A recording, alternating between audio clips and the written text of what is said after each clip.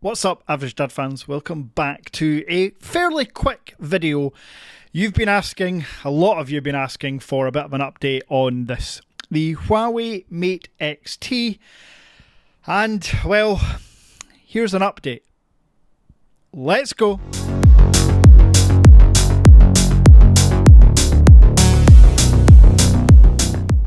Now, if any of you watched my live unboxing yesterday, first of all I want to say, sorry, that was a bit of a shambles, bit of a shit show, but that's what happens when you do an impromptu last minute live with no mic stand and yeah, just not the correct gear. But I done it for you. So if you want to do something for me, smash subscribe. Anyway, Huawei Mate XT, I've had it for about 24 hours now, and I've used this to its full potential, basically full potential, in kind of day-to-day use.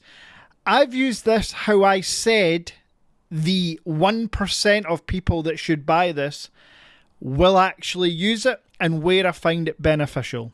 For those that don't have a clue what the hell I'm talking about, I said that really the only people that should consider buying the Huawei Mate XT are those that travel a lot.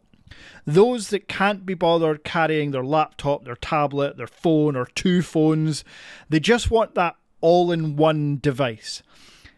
And after having used the Huawei Mate XT today, 4 hours of train travel, 3 hours of walking around the city of Tampere in Finland, taking all of these beautiful photos and videos with the Huawei Mate XT, I can 100% say with conviction, I was right. If you are that traveller, if you're looking for an all-in-one experience that can be a tablet, a workhorse, a phone, the Mate XT is it. Now, Huawei have their issues. There's obviously no native Google support. However, there are about 6 different ways to get all Google apps, including Google Maps. You can see here I'm watching YouTube on that huge 10.2-inch screen. Yeah, there's ways to get all the photos and videos that you're seeing dispersed through this video were all through Google Photos uploaded to my Google Photos app on the Mac. So yeah, there are definitely ways to get Google working, and there are micro G videos out there. I'm using this little green app that you can see on my screen. It's kind of like a virtual Google. You sign to your Google account, but it's not like Gspace and Gbox where it gives you ads. It just works straight away. Every app. It's all connected through my Average Dad account as well. So all my passwords, my contacts, everything's just so far seamless, and I'm kind of struggling to see why I would need to get micro G if I'm being entirely honest. But this update video is not about that. It's about the experience I've had with this screen in particular. It may seem like an extravagance, £5,000. In fact, let's be honest, it's not fucking, doesn't seem like it's an extravagance. It's a complete extravagance, which is why I say 1% of the 1% should probably consider buying. But what this Huawei Mate XT is doing is exactly what the original Samsung Z Fold done. Opened the floodgates for other manufacturers to create a trifold device. Open the floodgates for other manufacturers to create cheaper trifold devices. Huawei have started something that I truly believe will be the next generation of foldable phones. I don't think this is a gimmick anymore. I did before I had it. I did even when I unboxed it yesterday.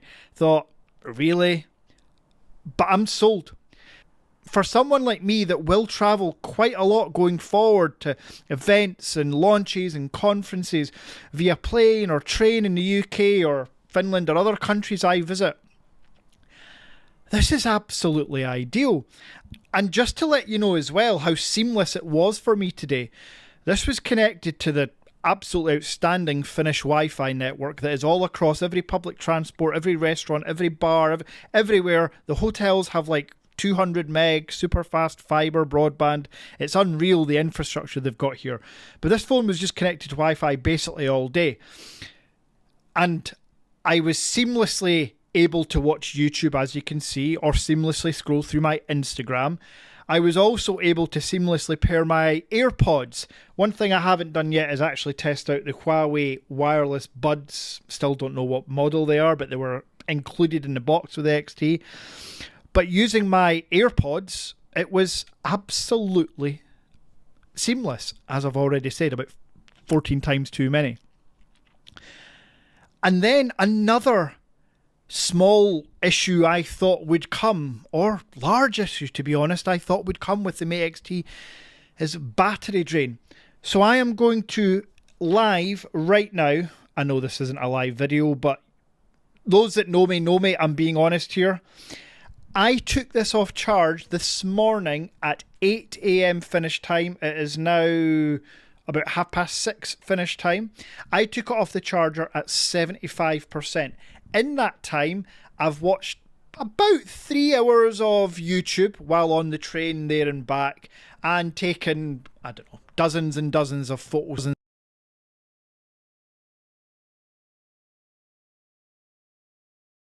Only for about 20 minutes. So let's see what the battery drain actually is. And I used this in the full 10.2 inch aspect ratio. So if I just pop to battery,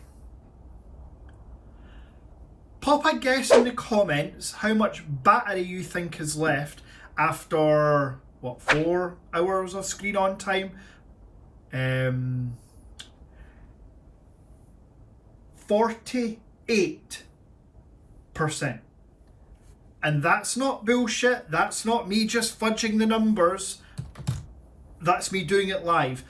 I told the WhatsApp group on the way to Tampere from Helsinki that after about 90 minutes of using the YouTube and listening to some music, it used about 15%. So it dropped from 75 to about 60%. The fact that it's only dropped another 12% with the photos and videos and watching it, granted for only about 45 minutes on the way back. So the fact that this has only drained about 30% battery in that time shows that they've clearly optimized it pretty damn well. Now, I've already mentioned I was on Wi-Fi the whole time. I don't have 2 SIM cards with me. My SIM card is still in the 16 Pro Max. So there was less battery drain due to not trying to find like 5G or, in Huawei's case, 4G towers.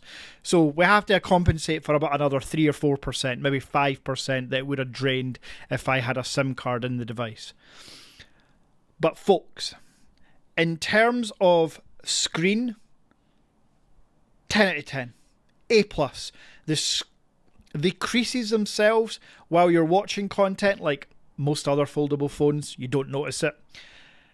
The fact that it outwardly folds like the Mate XS2, you feel zero crease. Like, I mean zero crease on the screen. On one part, on the other part, it's like an X Fold 3 Pro, which is one of the best crease implementations on any foldable device. What Huawei have done with this, I can't praise enough. Now, at no point have I still said you should rush to buy this. And at no point will I. I will always keep it honest and say this is for the 1% of the 1% that feel that they commute enough hours in a week or a month to justify this device. Using this as your daily driver, when you're not taking advantage of that full 10-inch screen all too often, it sounds weird to say, but maybe you want to have 2 phones. Maybe you want to have like a daily phone, and then when you are going to travel, you have another one. I don't know. It's up to you how you purchase your phones and what you do with them. I am just telling you, I don't think you should all rush out to the Average Dad Tech store and go and buy a Mate XT. I genuinely don't think that's what you should do. I think if you get the chance to feel one of these things and use one of these things, absolutely snap someone's hand off, because those preconceptions you have of the battery life, only after a day, I admit, but it seems like the battery is going to be just fine. The preconceptions you have of the ultra thin display, this feels solid, and the 2 hinges are top tier. I mentioned in a recent video, the Google Pixel 9 Pro Fold has probably the best hinge in terms of stiffness, but the right amount. It doesn't feel too stiff. That's what she said. Michael, please. Please. The Huawei is exact same level on both hinges, not just one, on both the hinges. So yeah, I know I've gone on a bit, and this is a longer update than even I expected it to be, but I'm excited about this. I'm passionate about this because this phone, let's not get it twisted, this phone had the potential to absolutely suck. And I mean that. This phone could have failed. There could have been reports of thousands of screens breaking day one, hinges not working, software being so bad because you can't get Google because it's a new Huawei software update. There's 100 things that could have gone wrong with this device. The battery, cameras.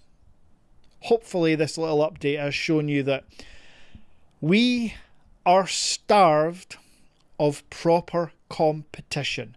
Because if you think Apple and Samsung and Google is where the real smartphone competition is, fuck me, you're wrong.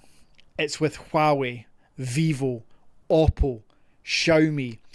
That's where the real competition is, and we in the Western world are starved of that. Unless you buy from the Average Dad Tech Store. Oh, sorry, that's one plug. Hopefully you've enjoyed this little update. I'll be back soon with a more in-depth review, and I will still do, even though nobody really cares, I will still do the comparison between the Google Pixel 9 Pro XL and the iPhone 16 Pro Max. Until next time.